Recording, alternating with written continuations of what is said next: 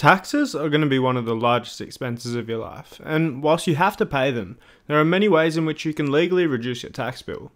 Today, I'm going to uncover what they are and how you can keep more of what you make.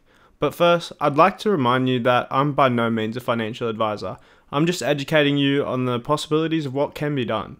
I'm going to be bold and assume you have zero knowledge about taxes, so I'll cover the basics, the misconceptions, and then build on it from there. Also, if you haven't clicked off yet, then you may as well subscribe.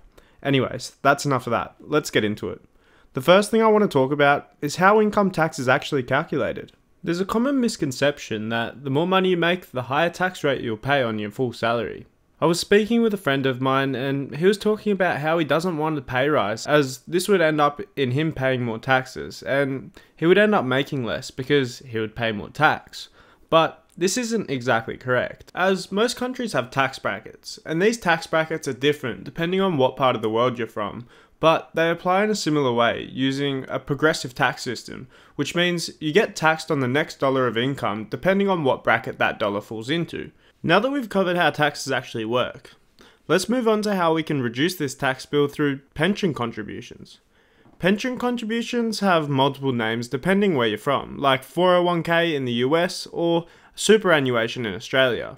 So it's important to check what it's referred to in your country. Now, the idea behind this is if you're an employee working for a corporation, you're getting taxed as soon as that money comes through the door. But with a pension contribution, you're able to put a portion of your paycheck into your pension and then you'll get taxed on whatever's left. So in the end, you'll pay income tax on a smaller amount and whatever money that's in your pension will be invested with tax-free earnings. This is even better if you have an employer that has a matched contribution system, and so for every dollar that you put in, they do the exact same. This is free money that's also tax-free. On the downside though, this money's locked away and you can't access it until you retire. Although there are things you can do like borrowing from it to buy property, for example, but generally speaking, this is you saving away until you retire. Now onto the next strategy. I spoke about this one briefly in my video on bad habits keeping you in the rat race, but it's making sure that you're earning through the right structure suitable for your position, and in this case we're talking about earning as a company rather than as an individual. This really applies when you have a side hustle or a business. So for example, I'm here speaking to you as an individual, but I'm operating as a business. So when I do start getting paid from sponsors, from affiliates, from YouTube, it'll be through the company that I've set up. And all I needed to do was firstly set up a company online, and secondly, set up a company bank account. So all my invoices have my company bank name on it. As an employee working for a corporation, you earn, you pay taxes, and then you spend whatever's left. Now, say I earn $60,000 through YouTube as a side hustle, I'll deduct my expenses, which can include a wide variety of things like my mic, my laptop that I use to edit, a portion of my electricity bills, the stock footage that I pay for. Then you pay tax on the remaining amount, and on top of that, the company or corporation tax rate isn't the same as income tax brackets we saw earlier. In most Western countries, it's a lower rate, so as long as I keep this money in the company, I won't be paying any income tax on it.